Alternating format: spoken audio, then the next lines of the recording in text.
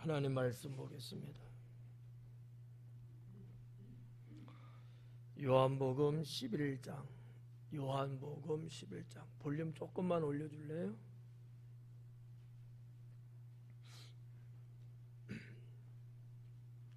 요한복음 11장 1절부터 16절까지 보겠습니다.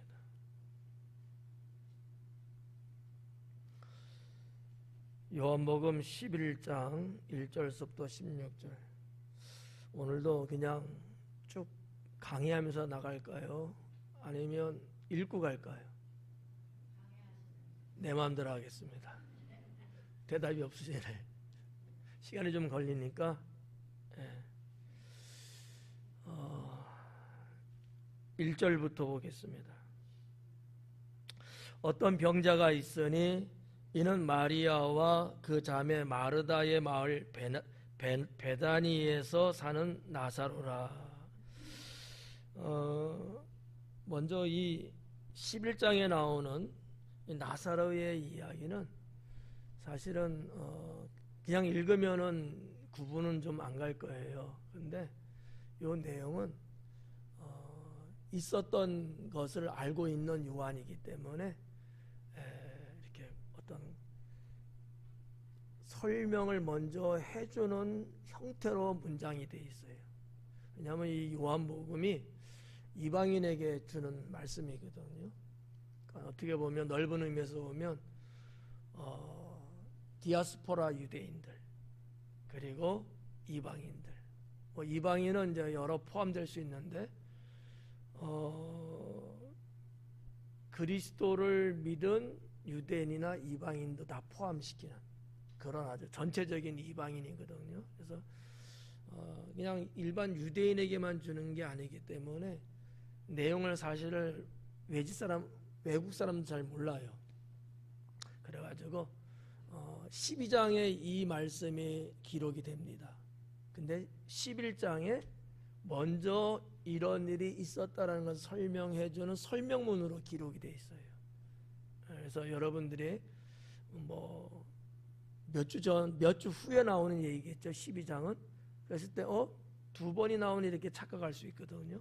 11장은 있었던 것을 요한은 알기 때문에 이해를 돋구기 위해서 설명해 주는 거로 기록이 되어 있는 그러한 부분이라고 이렇게 보시면 되겠습니다. 자, 어떤 병자가 있으니 이는 마리아와 그 자매 마르다의 마을 베다니에 사는 나사로라 이래요. 사도 요한은 참 친절해요. 그냥 나사로 이렇게 말하면 되는데 그렇게 말을 안 합니다. 그냥 그가 어디에 있는지 아냐 그래갖고 나사로를 구별시켜주는 이런 내용이 있는데 특히나 이 지명이 지금 나오잖아요. 베다니다. 베다니는 성경에 두 군데가 기록됐습니다. 우리가 지난주에 봤던 10장 마지막 부분 예수님이 요단강 저편이 동쪽을 말하는 건데 그쪽에 있는 베다니 세례 요한이 광야에서 복음을 전하고 사람들에게 세례를 베풀었던 그 장소 거기가 베다니거든요. 그 베다니가 있고 예루살렘에서 약 한 동쪽으로 한 3km 정도 되는 성경에는 한 오리쯤 된다고 나와요. 오리면 2km거든요. 근데 현재 거리를 한번 재보면 한 3km 정도 됩니다. 그 정도에 있는 이 겟세마네 동산을 넘었으면은 나오는 마을이 벳바게가 있고 벳바게 바로 옆 동네가 베단이에요. 그러니까 두 군데이기 때문에 아마 사도 요한은 혼돈할까봐 그래서 이렇게 좀 소상하게 설명을 하고 있지 않을까 이렇게 이제 볼 수가 있습니다. 자, 여기 베다니에 사는 나사로. 이제 오늘 어떻게 보면 이제 나사로 얘기예요. 나사로. 이 나사로라는 이름은 헬라식의 이름이에요. 원래 히브리적인 이름은 엘라살, 엘라흐 뭐 이렇게도 부르기도 하고 마리아도 헬라식이에요. 마리아 이름의 원래 히브리식을 말하면 미리암. 미리암이 누군지 알아요? 아는 사람 손 내리라면 어떡하지? 미리암은 모세의 누이가 되겠죠. 그래서 이 마리아라는 이름이 제일 먼저 나오는 게 이제 미리암이었고요, 성경상에. 실제적으로 우리가 부르는 마리아, 전 세계적인 여성의 이름이죠. 뭐 미국 같은 데는 이제 메리, 그것도 마리아의 이름이에요. 영어식이니까 그런 거. 그러니까 이 마리아는 아주 흔한 여성의 이름. 근데 그것도 헬라어, 나사로도 헬라어. 원래 히브리는 엘라살. 엘라살은 성경 구약에 나오는 이름이거든요. 이 엘라살이 누구냐? 아론의 셋째 아들. 그게 엘라살이에요. 아론은 첫 번째 대제사장이잖아요. 아론. 어떻게 머리가 돌아가요? 네. 셋째 아들이 엘라살. 첫째와 둘째는 죽어요. 셋째와 넷째가 있는데 네 아들이거든요. 셋째가 엘라살이 되겠습니다. 넷째 아들이 이다말이에요. 둘 다 제사장 축부로 대제사장 축부에 있는 사람들이죠. 뭐 오늘 말씀하고는 상관은 없는데 이스라엘에 대제사장이 있고 제사장이 있죠. 대제사장은 아론의 가문을 따라 내려갑니다. 제사장은 레위 지파에 있는 사람으로 가요.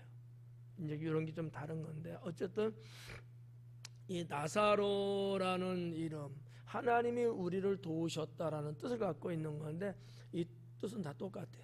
엘라살이나 나사로나 이런 어떤 뜻을 갖고 있고 나사로는 아마 뭐 우리들에게도 많이 익숙한 그러한 인물이고 이름이 아닐까 이렇게 이제 볼 수 있습니다. 자, 2절에 보니까 이 마리아는 향유를 주께 붓고 머리털로 주의 발을 닦던 자요 병든 나사로는 그의 오라비더라 이렇게 나옵니다. 이 향유를 붓는 이 사건이 사실은 사복음서에 다 나와요. 다 나오는데 마태, 마가복음, 요한복음까지는 동일 인물 나사로의 누이 동생 이렇게 보면 되고요. 누가복음에 나오는 것은 다른 여인이에요. 이게 잘못 그냥 이렇게 보면은 다 똑같이 볼 수는 있지만 누가복음에 나오는 소개되는 여인은 다른 여인이다 이렇게 구분을 좀 하시면 좋을 것 같고요. 향유를 주께 부었다 그래요. 향유. 이 향유 얼마 정도가 되냐라고 성경에 기록된 거 보니까 요한복음에 의하면 12장에 나드 한 근이라 그래요. 나드는 향이 아마 이름일 것 같고요. 한 근, 두 근, 우리도 근 따지잖아요. 한 근이면은 히브리식으로 보면은 약 340g 정도 된다고 합니다. 340g. 근데 이것을 돈으로 따지면 300데나리온이라 그래요. 이것을 하나로 우리나라 돈 따지면 3천만 원 됩니다. 적어도 3천만 원을 예수님 머리에 부은 거예요. 여러분 어떻게 부을 수 있겠어요? 이 쉽지 않죠. 네, 어려워요. 상당히 어려운 거예요. 그냥 3천만 원을 하나님께 헌금을 드리는 거는 할 수 있어요. 그 이상도 하는 분들도 많으니까. 근데 머리에 붓는 거야 그냥. 그러니까 제자들이 볼 때 허비하는 거로 볼 수밖에 없는 거지. 쏟아붓는 거잖아요 그냥. 이게 어리석다고 볼 수밖에 없는 거. 그러니까 그렇게 말하는 제자의 마음도 이해 못할 건 아니에요. 그냥 예수님 사역하는데 요긴하게 쓰실 수 있도록 돈으로 드렸더라면 누가 뭐라 알겠어요. 그런데 이 마리아는 예수님 머리에 부어버린 거예요. 그러면 부으면은 못 쓰는 거 아니에요. 그러니까 허비한다는 표현은 틀리지는 않은 말이에요. 누구든지 그렇게 볼 수 있죠. 그러나 예수님의 해석은 달랐다라는 거지. 나의 장사를, 나의 죽음을 준비한 것이다. 이렇게 예수님을 받아들였다는 거죠. 자, 아무튼 마리아가 이제 소개되고 있고 그 여인은 향유를 주님께 부었다. 그리고 머리털로 주의 발을 닦던 자요. 자, 소개하고 있잖아요. 지금 닦고 있는 게 아니고 그랬던 자라고 소개를 지금 하고 있다는 얘기예요. 병든 나사로는 그의 오라비더라라고 하는 거죠. 병든 자. 제가 이제 가만히 나사로가 살던 그 동네 베다니를 한번 성경적으로 쭉 한번 여기저기 좀 살펴보니까 내 생각이에요. 이 동네는 아픈 사람이 좀 많이 살았던 것 같아. 베다니라는 동네가.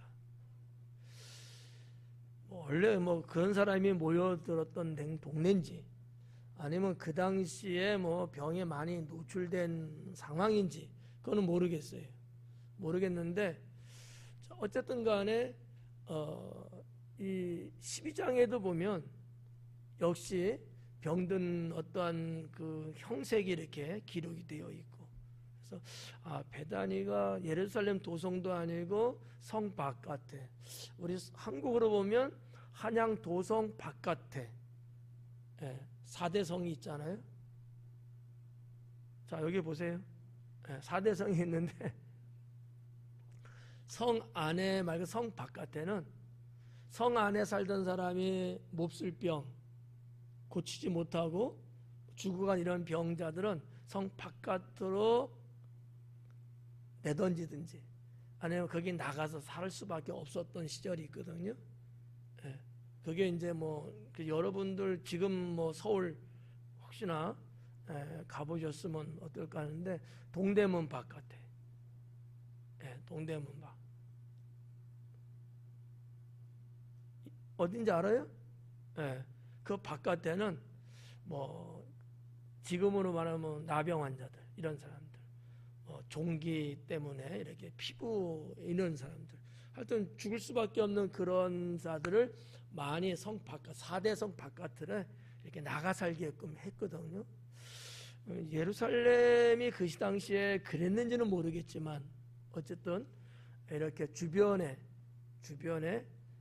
좀 아픈 사람들이 많이 있었던 것 같아요. 그러고 보면 이렇게 썩 좋은 동네는 아니었던 것 같아요. 나사로가 도대체 어떤 병이 걸렸을까 하고 조사를 해봤는데 기록된 데는 없더라고요. 무슨 병이나 없는데 상황을 보면 상당히 급속도로 죽을 수밖에 없는 병.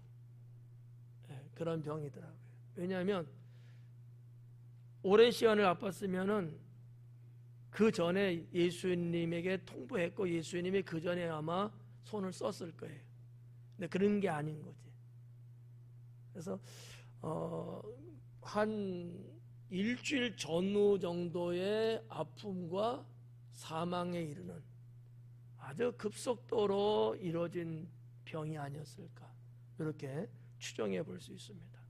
왜냐하면 예수님께서 베다니 나사로 집에 가는 데 있어서 그 누이가 하는 얘기가 죽은 지 사흘 됐습니다. 이제는 살 수 없습니다. 이렇게 이야기하고 예수님한테 사흘 됐단 말이에요. 통보를 할 때 사람을 보냈는데 그 거리가 약 한 하루 정도 걸려요. 거리로 따지면 약 40km 되는 거리거든요. 베다니 마을에서 예수님 계셨던 베다니까지 한 40km 됩니다. 그러면 10시간은 걸어야 되거든요. 근데 지금 길로 10시간이지 그 시대로 보면 아니에요. 그래서 제가 구글 지도로 한번 이렇게 검색을 해봤는데 지금도 그 요단강 동편 베다니에서 바로 질러 들어오는 길이 없나 봐요. 그래서 삥 둘러오는데 10시간 거리가 60시간은 늘어나는 거야. 뭐 그때는 뭐 그래도 뭐 어떻게 길을 갔는지 몰라도 예수님 말씀에 의하면 이따가 말씀드리겠지만 해가 떴을 때 출발하면 해 지기 전에는 도착했던 것 같아요. 그래서 하루 걸렸고 이틀 후에 출발했고 오는데 하루 걸렸고 4일이거든요. 그러면 줄 잡아서 한 이틀 정도 병색을 지켜보면서 어쩌다 하다 보면은 한 일주일 정도 만에 사망에 이르는 병은 아니었을까, 이렇게 생각해 볼 수 있습니다. 이거는 전적으로 저의 계산이에요. 그냥 저의 계산. 그 전에 만약에 아팠다면 예수님이 유대 땅 예루살렘에 들랑달랑 하시면서 이 배단이 항상 거쳤거든요. 그럼 그 전에 손 썼을 텐데 전혀 그런 얘기가 없다가 이번에 한 걸 보면 한 일주일 내외 정도의 질병 속에서 나사로는 죽었다, 이렇게 보면 상당히 무서운 병이 아니었을까, 이렇게 볼 수 있다는 거죠. 별걸 다 하죠.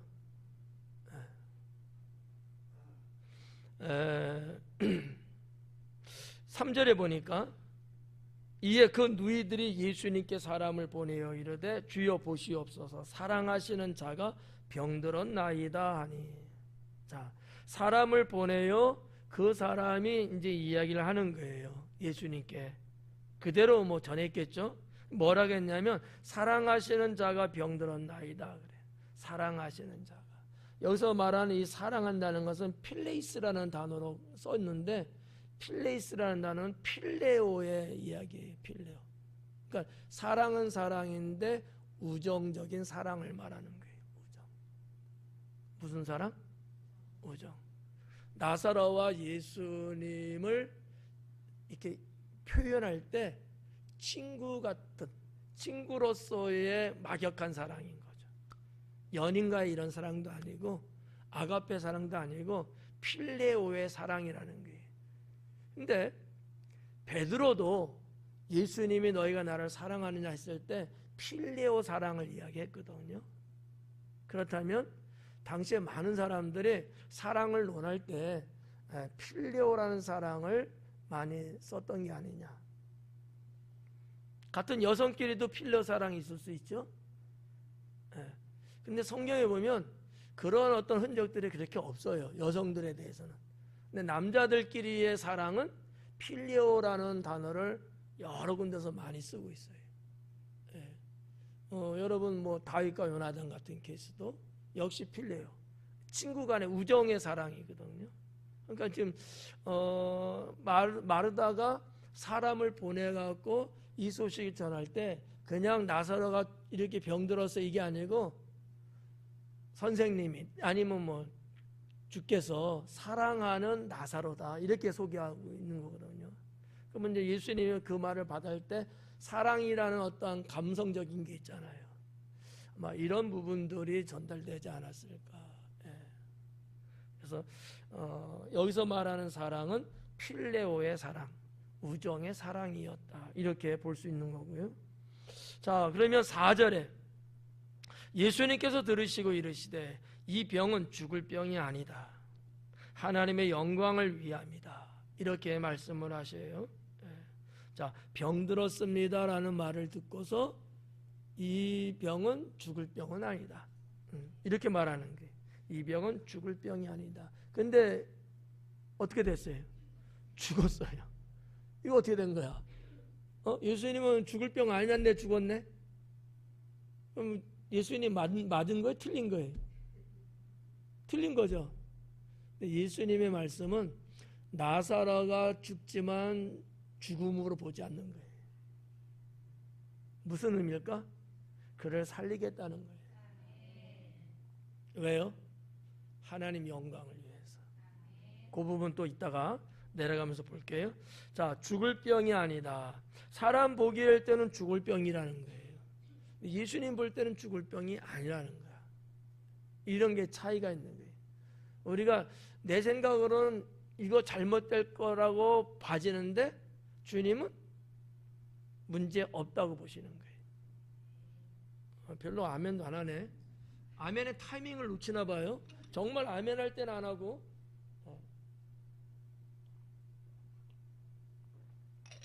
우리가 살면서 하나님 믿으면서 내 생각, 내가 판단할 때 이건 안 되겠네, 이런 경우가 있어요, 없어요? 있죠. 그럼 안 되는 거야. 나부터 안 된다고 했으니까. 근데 주님은 된다고 보시는 거예요. 왜요? 하나님을 나타내기 위해서, 우리의 신앙을 상승시키기 위해서. 이런 게 신앙이에요. 그러니까 여러분들, 우리가 살면서 그런 표현들 많이 하잖아. 포기도 하고 부정적으로 말도 하고. 그런 내 모습을 주님이 보고 계시면 어떠실까? 웃길 거야. 얼마나 웃기겠어요. 저거 믿음도 없이. 어때요? 한번 생각해봐요. 나는 얼마만큼 안 된다고 부정적으로 생각하고 포기하고 주님 앞에 구할 생각도 안 하고 그렇게 사는 적들은 얼마나 있는가? 얼마나 있는가? 오늘날 사람들은요, 다 의사하고 다 박사예요. 아는 게 너무 많아. 그래갖고 자기가 다 진찰하고 자기가 다 결론 다 내. 문제는 거기에 따라서 다 포기하고 사는 거야. 어때요? 여기 아파요, 여기 아파요 그래. 여기 아프니까 어떻게 해야 돼? 병원 가야지 뭐. 아프니까. 내가 아프다는 게 판결 났어. 병원 가야지. 맞아요, 틀려요? 맞죠. 근데 문제가 뭐예요? 주님께 기도할 생각 안 하고 있다는 얘기지. 내 인간적인 생각으로는 죽을 병이에요, 나사로가. 근데 예수님이 보는 관점에서는 죽을 병이 아닌 거예요. 예수님이 맞아요. 살리시잖아요. 그러니까 우리의 신앙의 삶 속에 이런 부분들이 생각 외에 많을 거다. 아니, 난 못해. 내가 그걸 어떻게 해? 이렇게 생각할 때 있어요, 없어요? 근데 우리가 알고 있는 성경 말씀의 신앙은 어떤 게 있어요? 성경 말씀의 신앙 모르는구나. 내게 능력 주시는 자 안에서 내가 모든 것 할 수 있다. 그건 뭐고 저건 뭐야? 별도의? 그러니까 우리의 신앙이 이렇게 너무나 생활 속에 이렇게 연결 안 되고 있는 부분이 많다는 거지. 그렇게 우리는 성경 말씀을 알고 설교를 들으면서도 실제적으로 내 삶에 그런 일이 벌어지면 그게 연결이 안 돼. 그리고 내가 그냥 한 대로 그냥 포기해버려. 안 된다고. 과연 그렇다면 이게 신앙이 맞느냐라는 얘기죠. 이게 신앙이냐? 그건 신앙 아니지 않느냐라는 거죠. 이해가요? 예. 아파서 병원 가는 건 괜찮아요. 가야지. 근데 병원만 가면 안 되지 않느냐라는 얘기지. 주님 앞에 기도하고, 그러면 하나님의 그 병을 치료해 주는 것도 있고, 사람의 아니면 의술로 또 치료받을 수 있는 그런 어떤 은혜를 또 이렇게 받을 수 있게끔도 하시고, 그렇잖아요. 만약에 의사가 실수해서 죽으면 어떡할 거예요? 그럴 수 있잖아요. 의료사. 근데 하나님이 좋은 의사, 다른 사람은 모르겠다는데 내 병이 뭔지 진짜를 정확하게 뽑는 의사가 있어요. 그 사람을 붙여주시는 거야. 하나님 앞에 그 문제를 놓고 기도했더니 이런 게 있잖아요. 그러니까 우리가 뭐 아파서 약을 쓰든지 뭐 병원을 가든지 할지라도 하나님 앞에 기도하는 신앙, 이게 필요하다라는 거예요. 이 병은 죽을 병이 아니고 하나님의 영광을 위함이다. 하나님의 아들이 이로 말미암아 영광을 받게 하려 함이라 하시더라. 하나님의 아들이니까 누구예요? 예수님이죠. 예수님이 이 땅에 메시아로 왔는데 메시아 된 것을 드러내게 할 수 있는 아픔, 병이라는 얘기예요. 예수님은 제가 볼 때 작정하신 것 같아요. 직접 하신 말씀이에요. 예수님께서 들으시고 이르시되 이 병은 죽을 병이 아니다. 하나님의 영광이고 하나님의 아들이 드러날 수 있는 기회다. 이렇게 보신 거예요. 성도 여러분, 얼마나 중요합니까? 영광을 받게 하려 함이라. 영광을 받게. 저는 이 부분에서 이런 부분들을 좀 생각해 봐야 되지 않을까. 예수님께서 마태복음에 기록된 바에 의하면 너희는 세상의 소금이요 너희는 세상의 빛이라. 무슨 의미예요? 그 역할 하라는 거잖아. 그래서 하나님께 영광 돌리게 하라는 거예요. 이게 우리의 신앙 삶 속에 정말 그래야 되는데 그러지 않고 오히려 하나님 영광 가리며 사는 경우들을 여러분 얼마나 많아요. 때로는 내가 말 한마디 툭 잘못 던져갖고, 때로는 내 감정 잘못 노출시키고, 때로는 나의 어떤 이기적인 욕심을 부려서 뭐 이렇게 저렇게 하면서 하나님 영광을 당연히 돌려야 될 우리는 세상의 빛과 소금이에요. 빛이 되라는 얘기가 아니야. 너희는 소금이 되어라 이 말씀 아니거든요. 너희는 이미 빛이요 소금이라는 얘기야. 그래서 그 맛을 내라는 거죠. 근데 이 맛을 내기는커녕 오히려 하나님 앞에 범죄하고 하나님 영광 가리게 되는 일들이 이 세상에 얼마나 많냐고요. 여러분, 이게 어떻게 보면 이제 실천적인 신앙의 얘기예요. 실천적인. 이 안에서 다 믿는 것 같고, 다 똑똑한 것 같고, 사람이 다 스마트해. 다 영리해. 아주 눈을 보면 그냥 눈이 그냥 반짝반짝 빛나. 그런데 세상살이에서는 그 모습이 안 나오는 거예요. 그 모습이. 왜 그러는 거예요? 잘못된 신앙이지. 아니면 어린아이 같은 신앙밖에 안 되는 거죠. 어린아이는 부모 품 안에서는 천국이에요. 근데 부모가 없으면 애들은 울고 찾고 난리치잖아. 어려서 그런 거지. 성장하면 안 찾잖아요. 그러니까 우리끼리 여기서 잘한다 한들 이게 뭐 여러분 뭐가 되겠어요? 이건 어린아이 신앙인 거야. 우리가 아닌 저들과 섞여 있는 세상 속에서도 하나님 자녀로서 잘하고 살아야 돼. 그게 진짜 신앙의 성숙함이라는 얘기죠. 예. 이런 부분 하나 볼 수 있고요. 또 하나는 이런 거예요. 세상을 본받지 않는 삶이죠. 아마 우리 하나님이 원하는 것 중에 단연 탑에 들어가는 내용일 것 같아요. 세상을 본받지 않고 살아가는 것. 어때요? 솔직하게 한번 생각해봐. 나는 세상을 본받는 게 있는가 없는가? 세상을 본받는 거예요. 세상에서 이런 게 좋다고, 세상에 저게 어쩌다고 막 그러면 우리는 어때요? 해보고 싶기도 하고, 갖고 싶기도 하고, 뭐 어쩌고 그런 게 있어요, 없어요? 근데 성경으로 보면 그거 어떻게 보는 거예요, 지금? 그러라는 거예요, 말라는 거예요? 그러지 말라는 거예요. 세상을 본받지 말래요. 세상 사람들이 저거 좋다고 후루룩 몰려, 나도 거기 끼어서 후루룩 긁지 말라는 거야. 세상 사람들이 이거 금은부와 최고야 막 이런, 하나님 자녀들은 그러지 말라는 거예요. 좋은 거는 맞지만 거기에 마음을 빼앗기지 말라는 얘기예요. 좋아하지 말라는 얘기는 아니에요. 귀하지 않다는 얘기는 아닙니다. 너의 마음을 거기에 뺏기지 말라는 거지. 근데 세상 사람들은 뺏기고 살잖아요. 그래서 그것이 최고인 것처럼 알고 말이죠. 내가 그렇게 해야지만이 뭐 그런 거 있잖아. 요즘은 좀 없더라. 없는데 한때 글쎄 한 몇 년 됐을까? 아니 그냥 옷 한 벌 겨울철에 이런 옷, 이거 아이가 아니구나.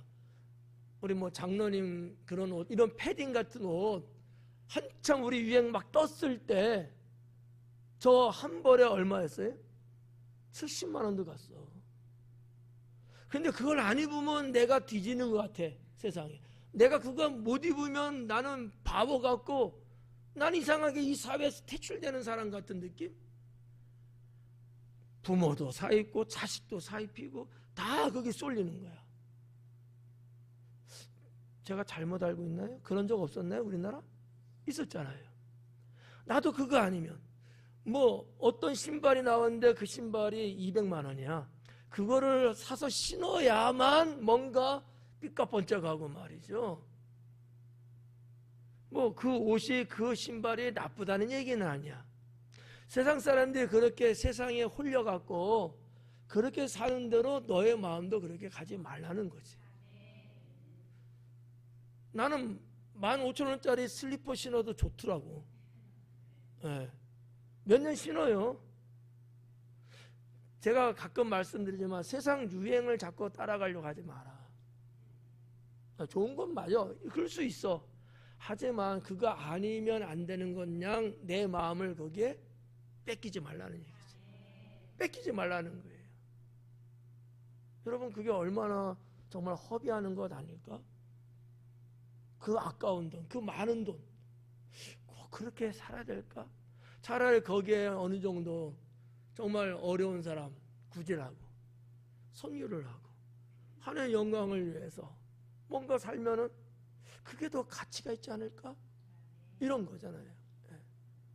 여러분, 오해하면 안 돼요. 뭐 자식이 뭐 이쁘고 귀엽고 하니까 뭐 그냥 별것도 아닌데도 큰 돈 투자해갖고 막 사주잖아요. 나는 못 해봐서 모르겠어. 근데 나는 신앙의 관점에서 그건 아닌 것 같더라고요. 그거 아니면은 안 되면은 어쩔 수 없겠지만 그 외에도 얼마든지 있는데 왜 그렇게 굳이 해야 될까?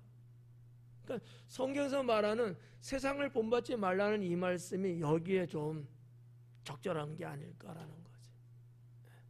여러분의 문화, 뭐 우리가 살아가는 문화, 뭐 유행 다 좋아요. 다 좋아. 하지만 마음을 그런 세속에 뺏겨서는 안 된다. 이 얘기예요. 이거를 여러분들이 잘 이해하고 오늘 말씀을 들으면 참 좋겠다. 뭐 그런 부분들이죠. 예. 자, 6절에 보니까 5절에 보니까 예수님께서 본래 마르다와 그 동생과 나사로를 사랑하시더니, 또 사랑한다는 단어가 나오잖아요. 이 사랑은 아가페예요. 어떻게 생각하시죠? 아까는 필레오, 지금은 아가페. 달라요. 자, 한번 봐봐요. 사람이 표현하고 사람이 보는 관점에서 봤을 때는 필레오 사랑을 한다고 생각하고 있는 거예요. 근데 정작 예수님은 나사로를 아가페 사랑했다는 얘기죠. 베드로가 예수님 필레오 사랑이에요. 그죠? 예수님은 베드로를 무슨 사랑했어요? 아가페 사랑했던 거죠. 그 소리를 듣고 싶었던 거야, 주님은. 근데 그 고백을 못했죠. 그냥 우리의 만남은 이렇게만 본 거야, 베드로가. 근데 예수님은 그게 아닌 거지. 육적으로 볼 때는 필레오, 영적으로 볼 때는 아가페. 예수님은 나사로를 아가페 사랑했고, 근데 마르다나 사람들이 볼 때는 필레오, 그냥 우정적인 어떤 만남적인 어떤 이런 어떤 교제적인 어떤 이런 사랑으로만 봤다는 얘기죠. 요한은 이 두 가지를 이렇게 극명하게 기록을 하고 있습니다. 제가 볼 땐 사도 요한이 의도적으로 기록한 게 아닐까. 정말 예수님이 아가페 사랑하고 그들은 예수님이 필레오 사랑할 거라고 생각은 했겠지만 어쨌든 사도 요한은 이 부분을 정말 있는 그대로 표현한 게 아닐까. 대충 쓴 게 아니고 좀 세세하게 기록한 게 아닐까. 여기에는 뭔가 의미가 있지 않겠느냐라고 저는 보는 거죠. 그렇지 않았으면 그냥 썼을 거예요. 필레오로. 그래서 이제 우리가 주님과의 관계도 나는 정말 주님을 어떤 사랑할까? 이 부분. 주님을 어떤 사랑할까? 뭐 에로스라고 말하기는 그렇고 그냥 필레오 정도. 절대적인 사랑은 아니야. 뭐 아니면 여차하면 뭐 주님도 버릴 수도 있고 헤어질 수도 있고. 그보다 더 주님보다 더 사랑하는 누군가 또 있을 수도 있고. 이건 다 어떻게 보면 필레오 사랑이거든요. 절대적인 게 아니라 상대적 사랑이거든요. 아가페 사랑은 절대적 사랑이에요. 무조건적 사랑이거든요. 과연 나는 정말 아가페 사랑을 하고 있는지, 하나님 믿으면서도 나는 필레오적인 그런 사랑 정도만 하고 있는지 한번 생각해 보자 라는 얘기죠. 자, 6절 말씀해 보니까 나사로가 병들었다함을 들으시고 그 계시던 곳에 이틀을 더 유하시고. 여러분 이해 가요? 예수님의 이 행동이? 에? 이해 가야 안 가요? 솔직하게. 전도사님 고개를 살라살라하면서 안 가요. 저도 안 가요. 아니 사랑한다고 했는데 당장 가야 되는 거 아니야? 야, 빨리 차 불러. 이틀을 더 머물고 계셨던 거예요. 야, 소진 집사님 어때? 내가 아프다면 이틀 더 있다 올 거야? 바로 올 거야? 바로 올 거야? 그러니까 우리가 일반적인 거로 봤을 때 물론 뭐 좀 늦게 갈 수도 있지만 얼마나 아팠으면 사람을 보내서 연통했겠어요. 그러잖아. 그 전달하는 이력을 봤을 때는 가야지. 물론 짧은 거리 아닙니다. 아까 말씀드렸지만 하루 종일 걸어서 가야지만이 도달할 수 있는 거리예요. 쉽지는 않아요. 그러면 제가 이렇게 차로 한번 이렇게 추적을 해보니까 1시간 조금 더 걸리더라고. 그 거리가 차로.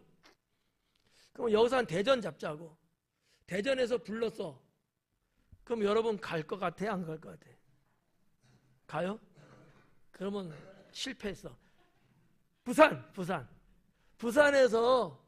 부산에서 뭐 급하다가 바쁘다가 어쩌다가 여러분을 불렀다고 쳐.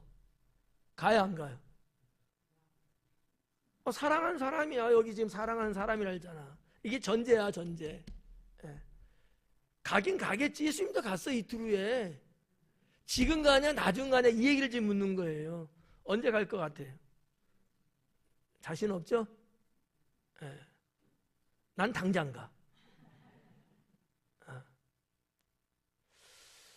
이게 참 예수님이 왜 이러셨지? 이렇게 여기까지 보면 그런 거예요. 그러니까. 근데 우리가 성경에 내 있는 내용을 다 알고 있는 입장에서는 뭐 때문에 그렇다는 거예요? 하나님 영광을 돌리고 이따가 나오지만은 제자들의 신앙을 체험케 하기 위해서 주님의 메시아됨을 표적을 알리기 위해서 이런 목적이 있었던 거예요.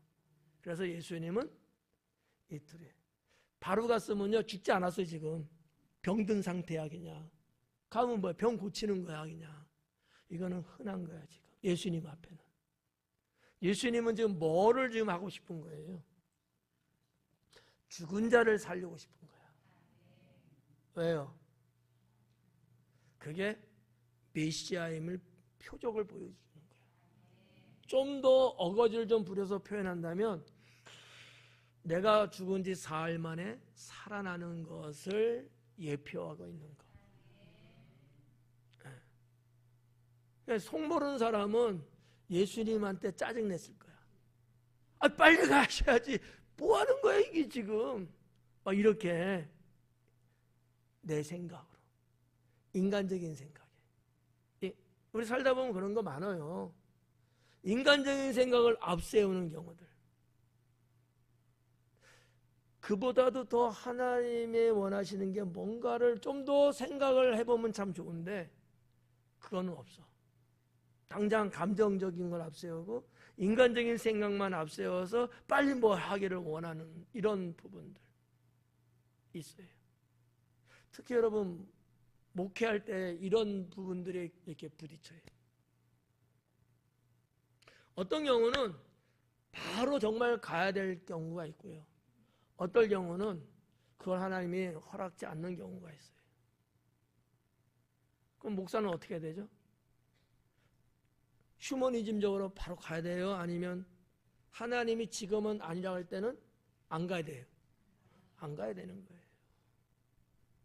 근데 사람의 생각을 갖고 있으면 사람들은 서운하죠. 서운하죠.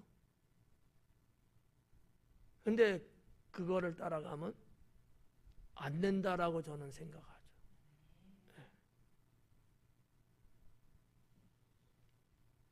여러분 여기에 있는 말씀을 우리가 정말 심도 있게 곱씹어 볼 필요가 있다, 이렇게 보는 거죠.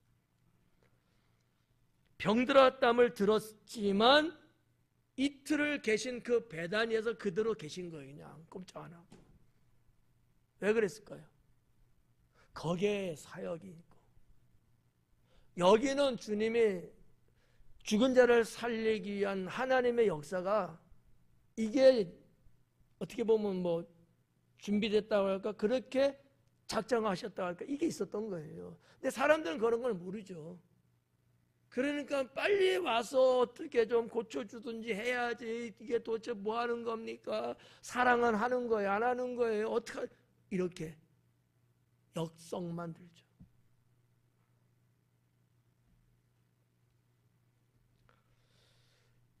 저는 이 부분을 보면서 우리가 때로는 우리의 인간적 감정을 너무 앞에 드러내는 것은 때로는 하나님께 옳지 않다, 그런 부분도 있다는 거예요. 모든 게 다 그런 건 아닌데 그런 경우도.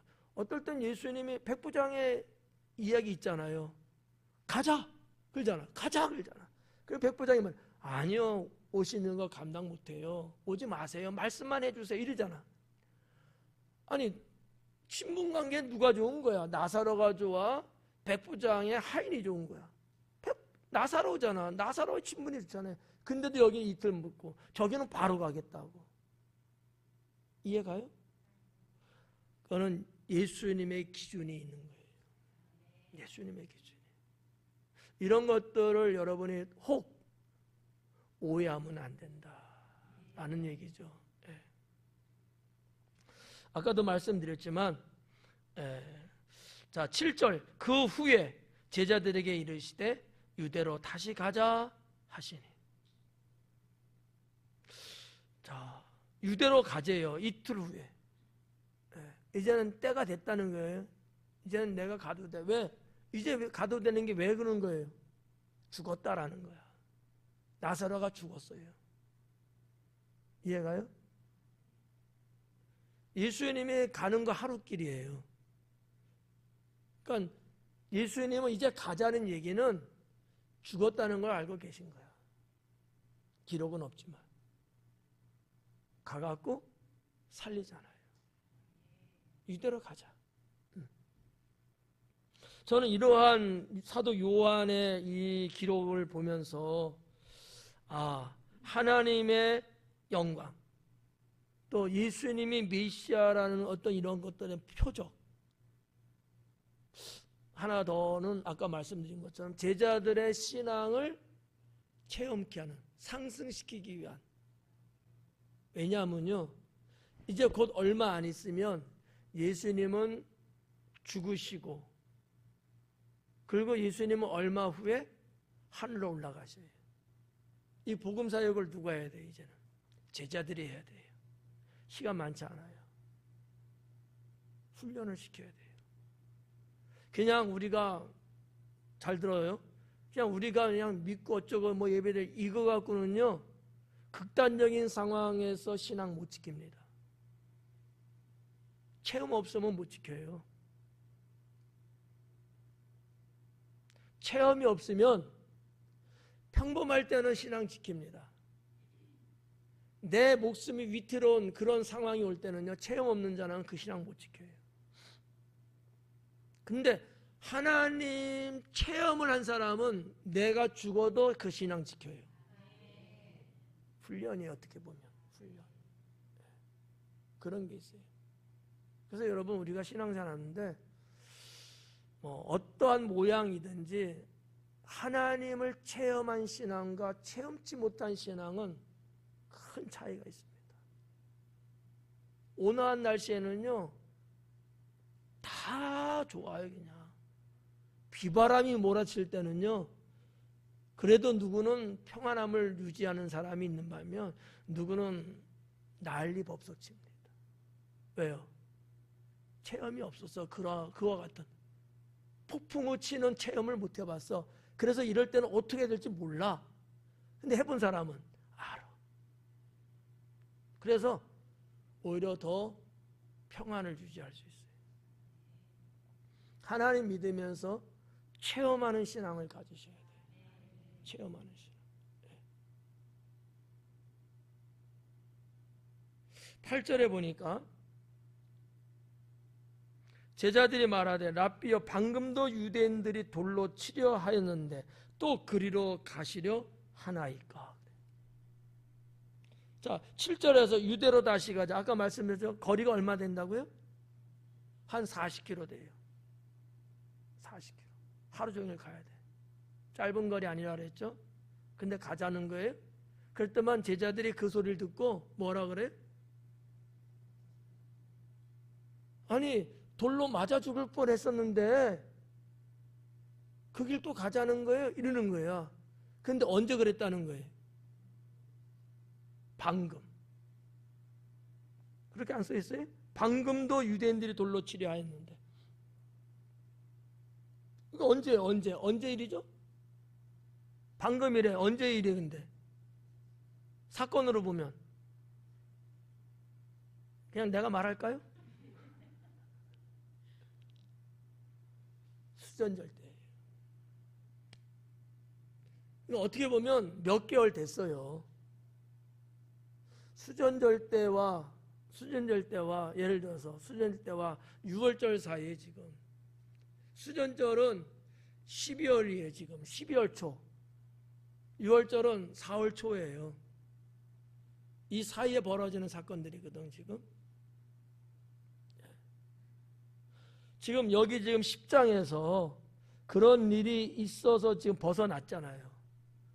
그러니까 글로는 바로인 것 같지만 아니에요. 이게 주님이 가서 지금 배단에서 계속 사역하시면서 머물러 있는 거거든요. 근데 제자들은 방금이래요. 왜 방금이라고 썼을까? 그만큼 충격적인 사건이었다는 거지. 머릿속에 기억을 잃어버릴 수 있는 기간인데 사건이 워낙 커서 제자들은 이 충격이 너무 컸던 거야. 그래서 짧게 느끼는 거죠. 심리적으로. 방금도 돌 맞아 죽을 뻔했는데 언제 돌 맞아 죽을 뻔했냐고. 아니었거든요. 시간이 많이 흘렀어요. 그만큼 제자들은 무서운 거야. 예수님만 맞으세요. 이게 아니잖아. 같이 있는 우리도 맞아 죽는 거 아니에요. 여러분, 제자들의 마음 이해할 수 있어야 돼요. 에? 제가 돌 맞아 죽으면 여러분 도망갈 거예요? 같이 맞아 죽을 거예요? 도망갈 걸 아마? 도망갈 줄로 믿습니다. 그냥 보통 마음을 이해해보자는 거죠. 얼마나 무서웠으면 상황을 봐봐요. 자기네가 12명이 예수님 한 13명이라 하지만 거기에 모여서 돌을 이미 들고 있는 거 제자들도 다 보고 있었어요. 말씀드렸잖아. 그때 돌을 집어서 이게 아니고 이미 돌을 들고 온 사람들이에요. 한둘이 아니야. 떼거지 무리를 지고 있었거든. 뺑 둘러싸고 있어요. 이게 유대인들의 그 뭐라 할까? 돌로 쳐주기에는 어떤 형태? 이거는요, 사람을 가둬놓고 뺑 둘러싸고 던지는 거야. 이 공포가 얼마나 컸냐는 거지. 그렇잖아요? 그 부분을 좀 우리가 한번 이해해보자는 거지. 제자가 이렇게 말했다는 것을 아유 비겁한 놈들 이렇게만 볼 건 아니라는 거예요. 그러면 너도 한번 해봐. 이게 엄청났을 거라는 거예요. 그래서 그거를 표현하는 방법이 방금도라는가. 시간이 그렇게 많은 세월이 흘렀는데도 그들은 방금 일어난 것처럼 잊혀지지 않고 있는 거예요. 지금 충격이 얼마나 컸으면.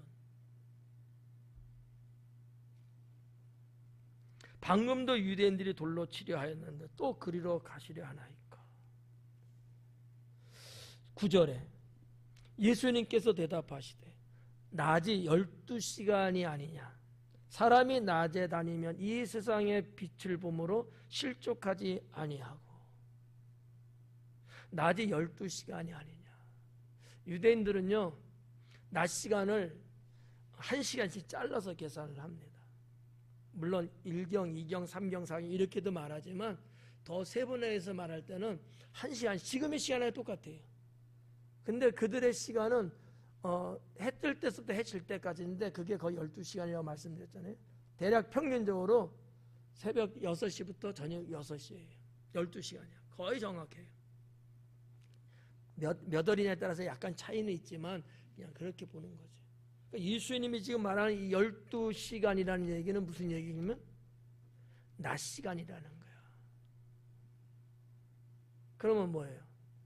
베다니에서 베다니에 가는 게 이 시간이면 어둡기 전에 갈 수 있어서 걱정 없다. 이 얘기를 하시고 있는 거거든요. 여기까지 이해 안 되면 말해요. 다시 말할 테니까. 낮이 12시간이 아니냐. 유대인들이 다 알고 있는 걸 지금 말한 거예요. 사람이 낮에 다니면, 그러니까 우리가 움직여서 가도 우리는 낮에 빛이 있을 때 우리는 가기 때문에 문제 없다. 근데 사실은 이 팔레스타인이라고 하는 이 중동 땅에는요, 어두워지고 밤이 되면 거리에 다닐 수가 없어요. 도적자들이 많고 죽을 수 있거든요. 그러니까 안 다녀요. 자기네 마을에서 결혼식에서 잔치를 벌이고, 이거는 그 마을에 사는 건 괜찮은데 이렇게 긴 거리, 마을과 마을을 오가는 이런 어떤 길이는 안 다닌다는 거지. 지금도 안 다녀요. 여러분, 우리 뭐 성지순례 가도 밤길에 이동한다는 것은요, 너무나 위험한 거예요. 옛날에 우리 그런 적 있었거든요. 요르단에서 이스라엘에서 이집트 요르단에서 이스라엘 넘어가는데 밤이었어요. 근데 안 보내요. 국경 검문소에서. 위험하다고. 자기네끼리 막 무전 통화하고 나서 군인이 완전 무장하고 우리 버스에 탔어요. 그리고 우리가 갔어요. 이유를 물어보니까 위험하대. 테러가 있고 그래갖고 가끔씩 사건이 나온대. 뭐 그런 사람들 중에서 이제 베두인 같은 사람들이 이제 그런 일도 하고 테러리스트들이 이제 그렇게 하는데 안 보내요. 그래서 한때는 이집트에서 신강야를 거쳐서 이스라엘로 가는데 그러더라고. 화장실 다 갔다 오래. 다 갔다. 왜 안 남기지만 갔다 오래 무조건. 나중에 이야기해 주는 게, 가다가 버스를 화장실 가야 된다고, 화장실은 없지. 그래도 어쨌든 급하니까 내려야 된다고 하면은 세울 수 없다는 거야. 차가 서는 순간에 어선지 모르지만 이 테러리스트들이 총을 난사하고 우리를 납치한다는 거지. 못 세운대요. 몇 시간을 그냥 안 쓰고 가야 된다는 거지. 그냥 달려야 되는 거야. 그런 게 그 팔레스타인 중동 땅에 옛날이나 지금도 역시 여전하다는 얘기지. 그러니까 낮은 12시간 아니냐, 빛이 있을 때니까.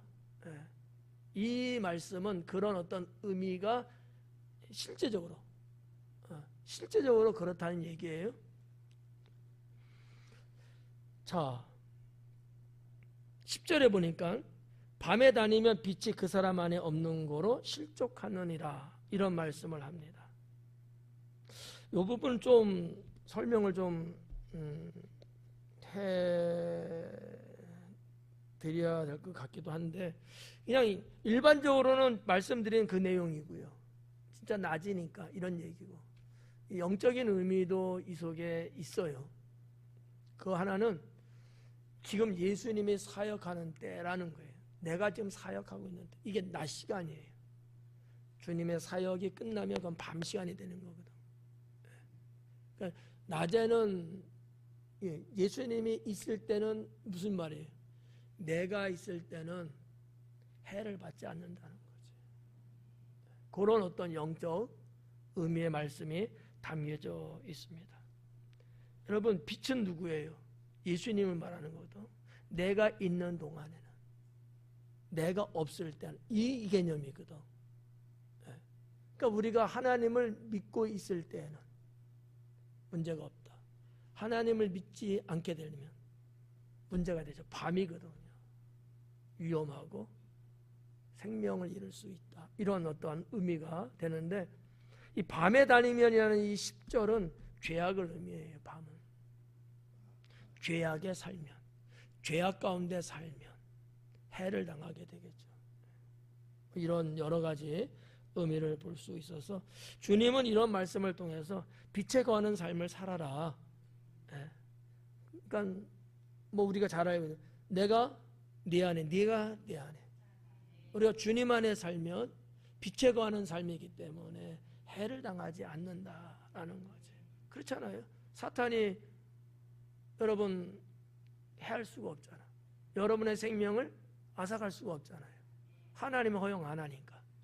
이런 어떤 의미들이 있는데, 여기 나오는 단어 하나가 실족이에요. 실족하지 아니하면. 이 실족이라는 말은 우리가 뭐 앞부분에서도 많이 봤어요. 근데 성경에서, 헬라어에서 실족이라는 단어 두 가지가 있거든요. 하나는 많이 말하고 있는 스칸달리죠. 이거는 뭐 함정에 빠지다, 뭐 유혹에 빠지다, 이런 개념이 이제 스캔달리스인데, 이 말씀 오늘은 그렇지 않아요. 프로스콥토라고 하는 단어거든요. 이거는 부딪히다, 넘어지다, 이렇게 딱 부딪혀버리는 거야. 그래서 넘어지는 거죠. 이런 것을 의미하는 단어가 프로스콥토. 성경에는 이 두 가지가 다 실족이라는 단어로 기록이 됩니다. 그렇지만 우리가 죄악에 빠지는 실족의 개념은 아니에요. 오늘 말씀은 밤에 다니면 빛이 그 사람 안에 없는 거로 실족할, 넘어진다는 거예요. 쓰러진다는 거예요. 그런 의미, 간단하게 말하면 이제 그렇게 볼 수 있습니다. 자, 11절 말씀 보니까, 이 말씀을 하신 후에 또 이르시되 우리 친구 나사로가 잠들었도다. 그러나 내가 깨우러 가노라. 친구 나사로가 잠들었도다. 그러나 내가 깨우러 간다. 이 잠들었다라는 것은 정말 잠든 건 아니죠. 죽었다는 거예요. 이 완고거법을 쓴 거거든. 죽음에 대한 완고거법이 자는 거예요. 이렇게 말하는데 제자들은 정말 자는 줄 아는 거지. 잔다고 하니까. 그래서 12절에 보니까 제자들이 이르되 주여 잠들었으면 낫겠나이다. 자고 일어나면 이제 개운해질 거 아니야. 그렇게 본 거예요. 이 낫겠나이다가 이 소데시타이라는 단어로 있는데, 이게 구원이거든요. 소조의 어원을 갖고 있는 단어, 이 구원을 말하는 거예요. 근데 이것이 좀 세속적인 언어로 표현을 하면 이렇게 병이 낫게 됐다고 하는 의미를 갖고 있는 거, 그렇게 쓰고 있는 거죠. 세속적, 성경에서가 아니고 세속적인 언어로 보면 어렵나? 일반적으로, 그냥 쉽게 말하면 일반적인 말로 의미를 풀어보면 이렇게 보시는 거지. 그렇지만 이 단어는 원래는 구원이에요. 구원.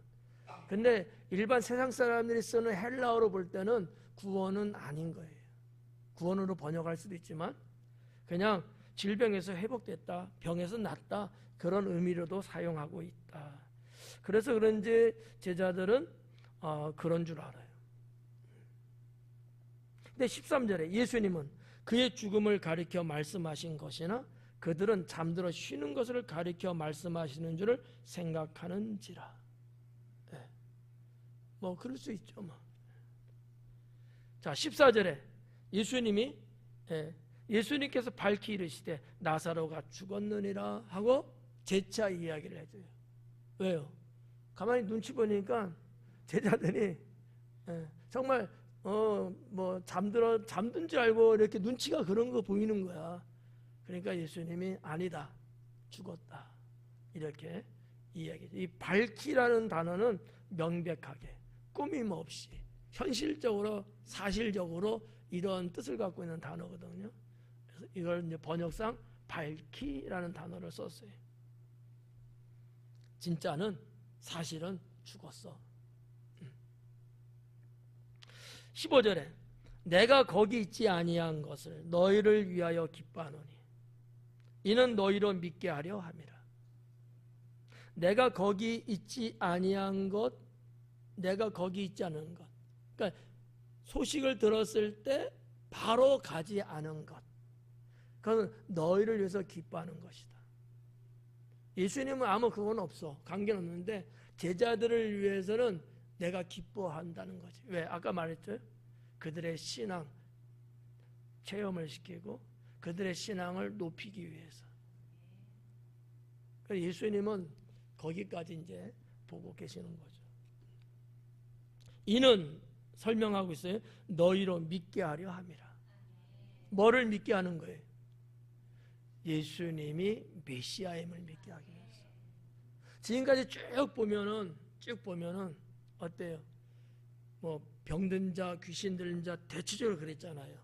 죽은 자도 있었지만, 근데 나사로의 사건은 또 달라요. 죽은 지 썩었어 이미. 이미 썩었어요. 중동은요, 그래서 당일날 장세 지낸대요. 부패지니까 그냥. 며칠 지났어요. 이런 사례는 없거든. 그러니까 예수님이 하신 말씀은 그런 의미가 아닐까. 너희로 믿게 하려 함이라. 믿게 하려고. 이런 어떤 체험을 예수님은 훈련을 시키는 거예요. 왜? 이제 이들이 나를 대신해서 세상에 복음을 전해야 되니까. 그러나 그에게로 가자 하시니 16절에 디두모라고도 하는 도마가 다른 제자들에게 말하되, 디두모, 도마, 똑같은 사람을 말하는 도마예요. 도마인데 디두모는 헬라 이름이에요. 아마 뭐 때문에 그런지 몰라도 구별을 하기 위해서 아마 쓰지 않았을까 이렇게 봐지고요. 도마라는 이름의 뜻은 쌍둥이입니다. 뜻이 쌍둥이에요. 디두모라는 이름도 헬라인데 쌍둥이라는 뜻을 갖고 있고요. 아람어, 도마는 아람어예요. 아람어도 역시 쌍둥이의 뜻을 갖고 있어요. 똑같아요. 디두모라고 불러지는 도마가 다른 제자들에게 이르되, 우리도 주와 함께 죽으러 가자. 여러분이 기억하고 있는 도마는 어떤 사람이에요? 의심 많은 사람. 제가 볼 때 이 도마는 상당히 현실적이고 티야. 사실 있는 그대로. 지금 다른 제자들은 무서워서 벌벌 떨고 그 길 왜 가냐고 말리는 입장인데, 도마는 우리 죽으러 가자, 주님과 함께. 이 정도로 배짱은 있었던 것 같아요. 도마가 훗날 복음을 전하고 인도에서 순교를 하거든요. 저도 인도 갔을 때 도마가 순교한 그 묘가 있다고 하는 거기를 갔다 와봤어요. 근데 쉽지 않은 도마의 순교죠. 인도까지 가서 복음을 전하고, 그때 복음이 전해지고 인도를 통해서 중앙아시아를 거쳐, 그 중앙아시아니까 거기서 중국까지 복음이 들어와요. 아주 그게 이제 우리 한국까지 들어온 거예요, 사실은. 왜냐하면 4세기경 신라 시대 때, 당나라 시대 때니까 태종하고 우리나라 신라하고 문무 교환이 있었거든요. 이때 기독교가 들어와요, 우리나라 땅에. 그래갖고 여러분 불국사 석굴암에도 오병료도 있고 어린 양도 있고 십자가도 그려져 있어요. 비석에 받아들였던 거야. 그래서 말에 의하면, 고전에 의하면 세례도 받고. 그러니까 이러한 어떤 단초, 이러한 어떤 시발점이 도마가 아니냐라는 거지. 도마가 이쪽 중앙아시아에서부터 동양에 이르기까지의 복음 전파하는 데는 도마에 의해서 됐다라고 봐도 틀리지 않을 것 같아요. 도마는 어쨌든 간에 이렇게 우리도 그와 함께, 주님과 함께 죽으러 가자 이렇게 말할 정도로 상당히 그 충성스러운 그러한 제자였고요. 아주 결연의 의지가 다부졌다 이렇게 볼 수 있죠. 마음이 흔들지 않는다는 거예요. 주님을 향한 마음은. 그러니까 부활하신 예수님에 대해서 나는 봐야지만 믿겠다 하는 것도 확과 뭔가 하기 위해서 그랬지 전혀 무조건 뭐 불신 믿지 않는 신앙 때문에 그런 건 아니거든. 믿는데 하도 그러한 낭설들이 그 당시에는 좀 많이 떠돌았어요. 그러다 보니까 그러지 않았을까. 아무튼 도마는 여기서 점수 땄습니다. 여러분의 어떠한 도마에 대한 인식도 조금은 좀 달라지지 않을까. 이렇게 어떻게 보면 베드로도 있었는데 베드로도 찍소리 못하고 있었어요. 근데 도마는 딱 나서서 주님과 함께 죽으러 가자. 이 쉬운 얘기는 아니에요. 죽으러 가자. 기도하겠습니다.